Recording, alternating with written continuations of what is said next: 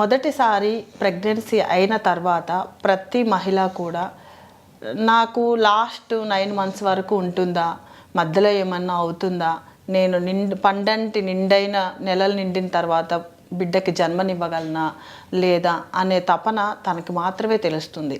ఆ గ్రోత్ని ఎందుకంటే ఫస్ట్ 3 monthsని మేము మొదటి ట్రైమిస్టర్ అని, సెకండ్ ట్రైమిస్టర్ అని, తర్వాత 3 నెలలు, తర్వాత లాస్ట్ 3 నెలలని వచ్చి థర్డ్ ట్రైమిస్టర్ అని అంటాం.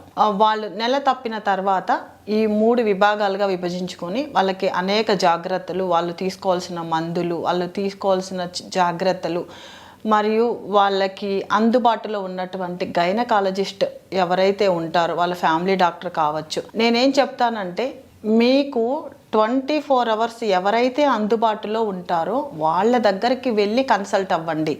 వీళ్ళు మన ఇంటి పక్కన ఉన్నారు కదా, లేకపోతే ఇంటికి దూరంగా ఉన్నారు కదా అని ఒక మంచి స్కిల్డ్ డాక్టర్ని మీరు మిస్ చేసుకోవద్దు.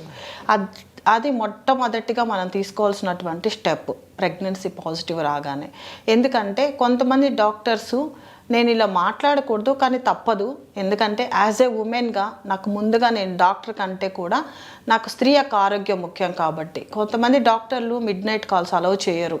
మనకి ఒకవేళ ఏదైనా అర్ధరాత్రి సమస్య వచ్చినట్లయితే రెస్పాండ్ అయ్యేటటువంటి డాక్టర్, ఫస్ట్ ఎయిడ్ చేయాల్సినటువంటి డాక్టర్ మీకు మొదటి నుంచి ప్రెగ్నెన్సీలో మీతో తోడుగా లాస్ట్ వరకు అంటే డెలివరీ వరకు మీ బిడ్డని మీకు అందించేటటువంటి వరకు మీతో ప్రయాణం చేసే డాక్టర్ని సెలెక్ట్ చేసుకుని వారికి అనుగుణంగా వారు చెప్పినటువంటి సలహాలు పాటించే విధంగా మీ జర్నీ సాగాలి.